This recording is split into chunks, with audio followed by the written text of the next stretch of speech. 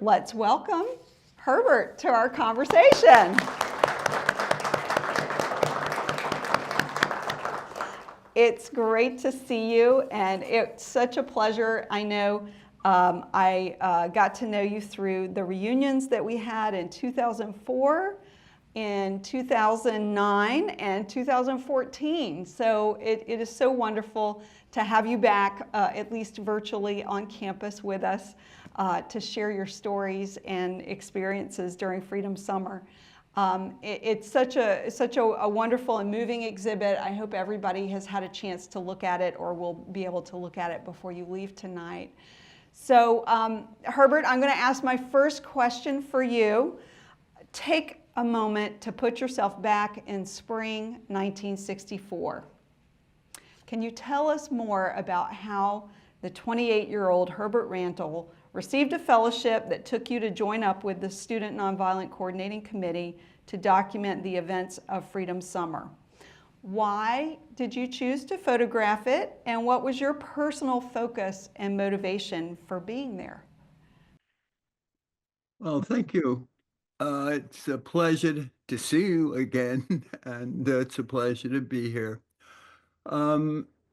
What my motivation was is that I had a a a what did I have? I had a memory at the time. That's what I had. Um, Fellowship. I had a fellowship. Thank you. And a family friend suggested. The family friend was Julie Prettyman, and sh she said she was an office manager for SNCC, the Student Nonviolent Coordinating Committee, and she suggested uh, that I go south. SNCC was having a program that coming summer. And so I said, well, that probably would be a good idea. And we talked a little more about it. And so she finally told, I said, oh, where in the South is this? And so she said, um, Mississippi. And I said there was no way in hell that I was going to go to Mississippi at the time.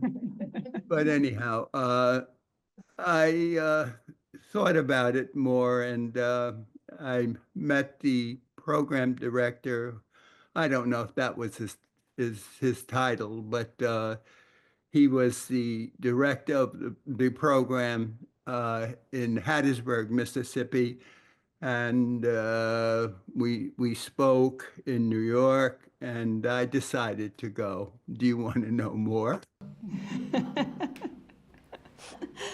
Yes, and here I'll show the next image. So here's our image of Western College, the gate to Western College, and I'm trying to advance. I'm not having any luck here.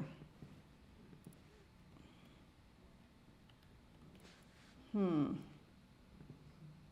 okay. There we go.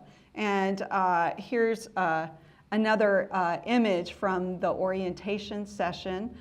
This is in Leonard Theater, which is in Peabody Hall. Many folks who are student maybe have been in this building. And I'll go ahead and ask you my next question, and that is just about, you know, your, before you went to Mississippi, you stopped here in Oxford, Ohio.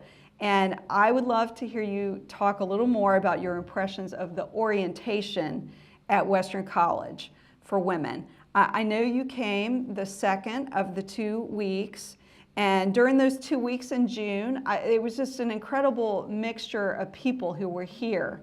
I know there were many older community members from Mississippi who came up here, and there were ministers and lawyers from the civil rights movement. There were leaders, and then there were all of these college kids who came from all over the country to figure out what they needed to do in order to survive and contribute to the project. So this was a really interesting mix of people, and I wonder if you can share more what you remember from the orientation sessions. Were there any people, were there any moments that really stood out for you during the week you were here, the second week of the training? Uh, yeah,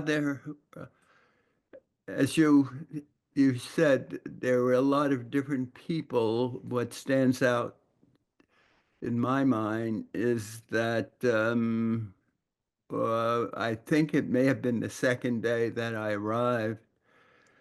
Uh,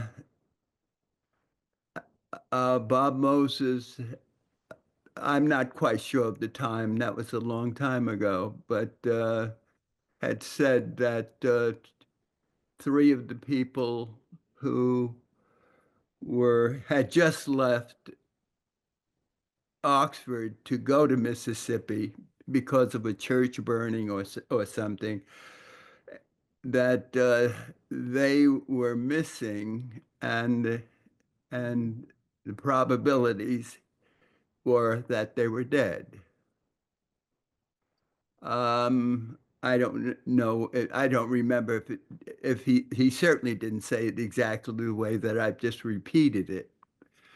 So that was my first really impression or of horror. And yes. Wow, that must have been, created a lot of tension during that second week. I know that the first week of training there was a lot of tension between the black and the white volunteers and the leaders, and I do have an image here. I remember you shared with me before some stories about Dory Ladner here, who was in this image. I think she's leading some of the nonviolent training. But maybe you can tell a little bit more about what you witnessed in terms of the different personalities. And of course, the moment that Herbert was sharing was when Schwerner, Michael Schwerner, Andrew Goodman, and James Chaney had not called in to make their check-in time. And so Bob Moses, I think it was on the Monday of the very first day of the second session, had to announce that they were missing. And so that was a very dramatic and difficult moment. Yeah. Yeah, but do you want to say anything about this picture of Dory? Dory. Love Dory. Dory had I think she was speaking on the stage of this building that she's standing next to, and she Presser. I forget the fellow's name, but he he was I don't remember exactly what he now I don't remember exactly, but Dory was, oh, it was a long time ago. Dory, the audience, we in the audience were, oh, not me, but the audience was clapping. Jimmy Travis, I believe, had just finished speaking, and the audience was clapping, and they stood up and they were clapping. And Dory came on the stage, or she may have been on the stage, and she was trying to stop people from clapping. And so she finally said, she shouted, "Sit the hell down," as I remember. And so the clapping stopped and people sat down. And she was trying to explain to us in the audience that the reasons why this was not a clapping thing. Anyhow, so this is when it was over. So people sat down, of course, and then we came outside, and Dory continued her lecture. And Mm. this is a photograph that I took of her on the outside. And yeah.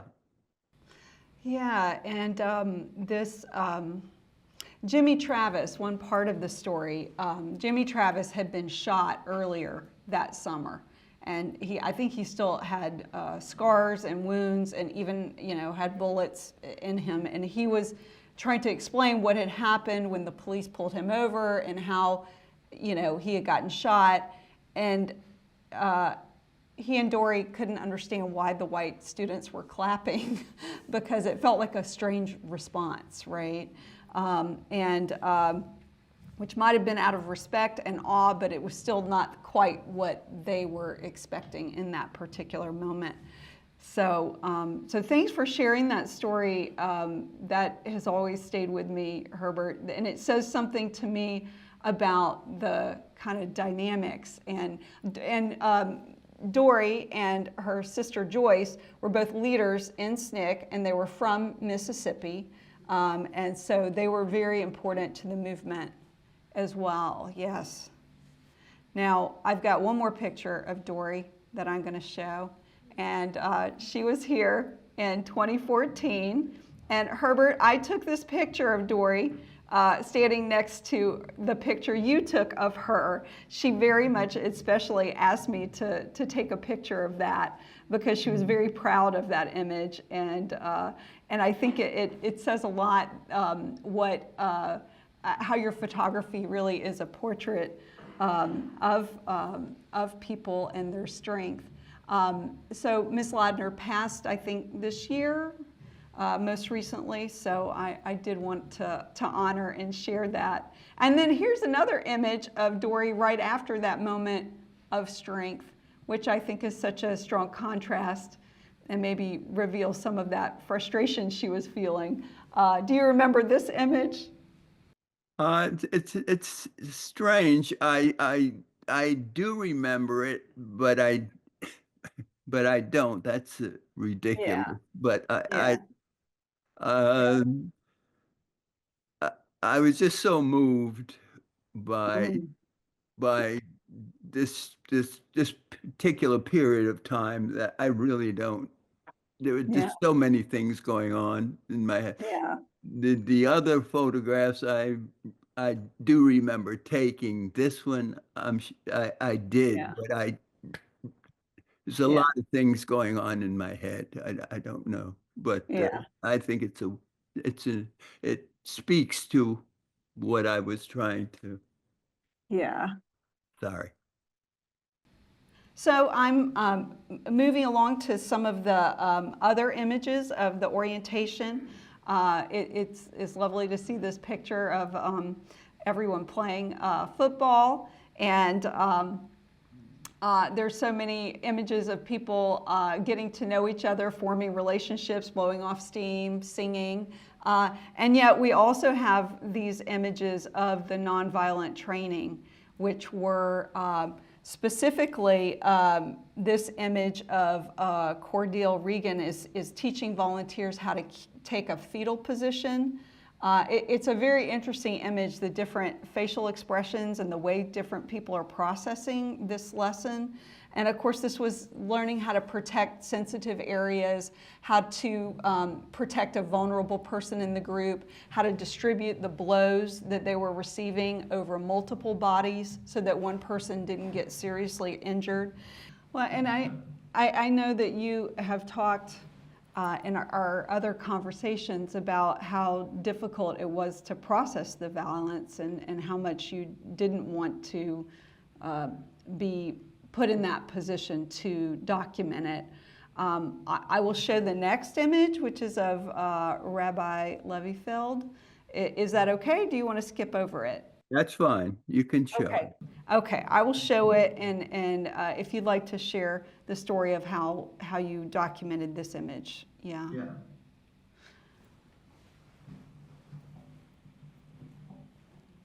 Would you like me to? Yes. Yes. Um, the newspaper, the Cleveland Plain Dealer, where the rabbi was from, was down in Hattiesburg for a few days. I think during his vacation, and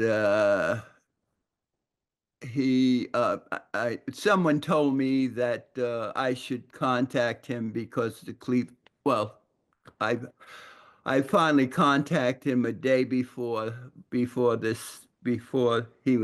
was beaten, and I was trying to find out what time the next day that we could get together, and so I could photograph him for the newspaper. And the next day I arrived. He had already gone.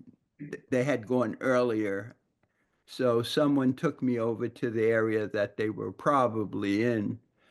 And when I got out of the car, I looked up. There were a number of people gathering near the railroad tracks, and and uh, three of the three of the volunteers. I'm sorry but it just brings back that memory.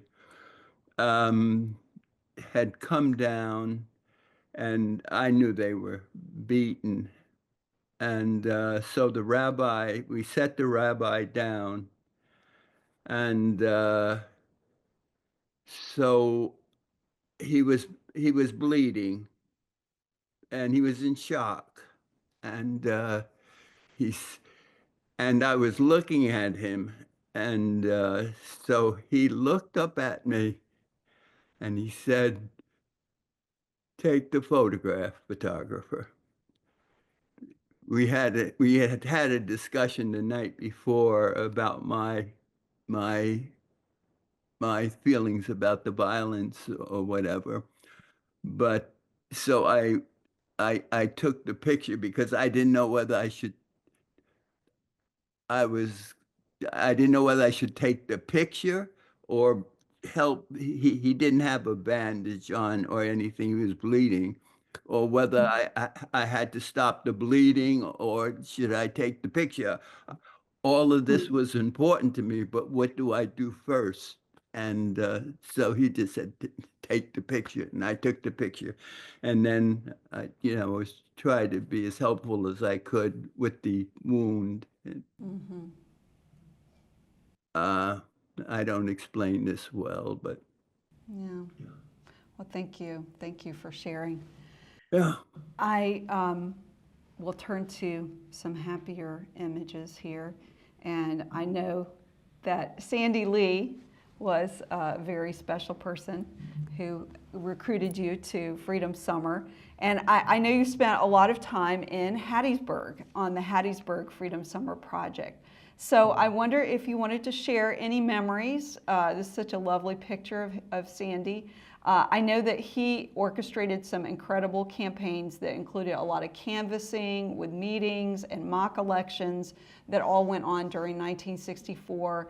And I think that the voter registration work was really super important in terms of showing the United States that people did want to be engaged. But what would you like to share about Sandy? And I have a couple of other images from the voter registration work. Yeah. What do I say about Sandy? Sandy was an amazing person. He was an amazing leader. I don't know how he did what he did, but he did it, and he ran his program, I think, very well. And what do you say about a, a great person other than he was a great person?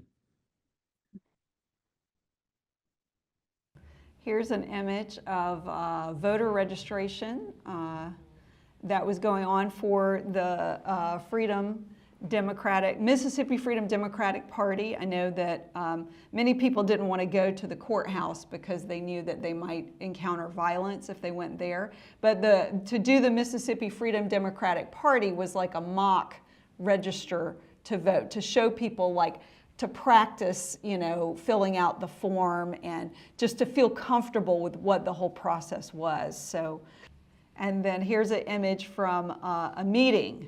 So these voter registration meetings that, frequently involve speech making, singing, and just overall getting people comfortable, I know there was like kind of peer pressure, trying to get people to feel comfortable registering. So, but it's lovely to see these gatherings. I was, it's not only this particular image, but you see adults here, and I see a volunteer, and it was interesting that I was kind of leery about photographing adults because I was not sure where this film, well, if the film was taken, I'm not sure that some of the people wanted their pictures shown for a number of reasons. They could have lost their jobs. They would have been harassed. So I haven't seen this in a while, but yeah, this is kind of surprising because I tried to stay away from photographing it Yeah. because of those reasons. Yeah, and Herbert, can you explain a little bit more about how you managed the film? And I think this is really important, understanding like kind of how dangerous it was to have the film on you and how you manage the negatives. If you want to explain a little bit how you manage those, yeah. Yeah, at Oxford, I met Tom Wakayama, a Oh, photographer and for he's SNCC. in this picture. He was back. Oh, that's him with the camera. Yeah, and Tom had said that he was going to be in Atlanta, and I could send my film to Atlanta, and and I at the end of the summer that I required that he send me. I'm sorry, but I said that you could use any of my negatives for whatever purpose, and but at the end of the summer, you know, then I would like you to send the negatives to New York, where I lived at the time, and but so you could. Oh God, I'm sorry. That's These photographs bring back such memories that kind of. But yeah. so he did send back the negatives, but at the time, I did not want the negatives in Mississippi because I didn't want anything to happen to them. Yeah. Yeah, because that would have been very dangerous to the community members. I've got one more question, and then I want to remind everyone in the audience to be preparing any questions you might have that I can ask Herbert through Zoom. So just a reminder to if you have any questions about Freedom Summer, about the photographs, about the images. I have a few more images that I've shared here. This is such a lovely, powerful image of Gracie Hawthorne like that portrait of Dory Laudner is one of the many that I admire. And I know that you took pictures of freedom schools. And I know a lot of times people talk about Freedom Summer. We all talk about the voter registration and the voting. But the freedom schools were also an important part of the campaign because they realized that part of the problem was the education and needing to really spread literacy. And also, as a way of getting to the parents, they were really trying to engage kids and with lots of enrichment activities that included arts and citizenship schools, Black history, all kinds of wonderful things. And this lovely image of a child reading Ebony magazine. And there's other images of the freedom libraries that were created to really create that sense of enrichment. There's one final image, and Herbert, I'll ask you to share anything you remember about the Freedom Schools. You did document lots of great portraits of children. This is the last image in our slideshow here. That's Pete Seeger and Roger Johnson. And this was taken at a freedom school. They were touring. There were folk singers who were touring around to the different freedom schools. And this one was on August 4th, which is the date that they finally discovered the bodies of the three men, Schwerner, Cheney, and Goodman, who were buried in an earthen dam. So there had been, 6 to 8 weeks of manhunt, of all of that. And then this is the day that happened. And Herbert, you shared with us before about how this moment came about and how you documented it, what you were thinking at the time, and how you were capturing this particular moment. So can you share with us a little more about that day? I think no, it's not that I think I know that I had been down on the on I was on the floor taking pictures, and it's kind of in a bending position, and I would. I said, well, this looks like a wonderful image, but I don't know how long I can stay in that position I was in because my knees were hurting. And but it was just such a wonderful idea, wonderful idea, I guess. And the the little boy you see, or at my right, he he Pete kind of like not snatched him, but kind because he was trying to get out of that grouping, and Pete kind of grabbed his hand. So I just thought that was wonderful, and and so yeah, yeah, it was just, yeah, I have nothing more to say about it. It's a great image, and so you were in the middle of the circle there, with with everyone crossing their arms and singing, "We shall overcome," right? And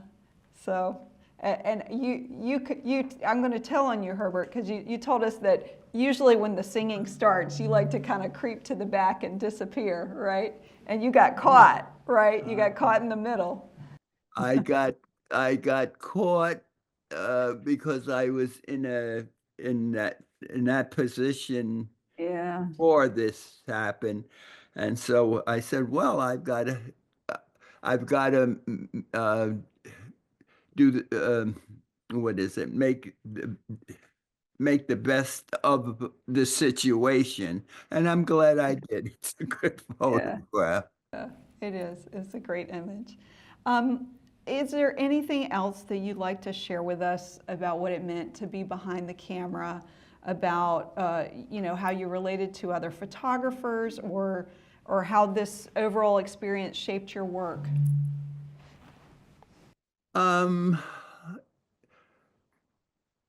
I don't know how it shaped my work. My work, in a sense, is my life, or was my life, and it certainly shaped me. The exact how and what and whatever, I don't know, but it certainly, I'll never forget something like that. Yeah. Yeah. Well, thank you so much. Thank you. And we can give Herbert a round of applause. Yes, thank you so much.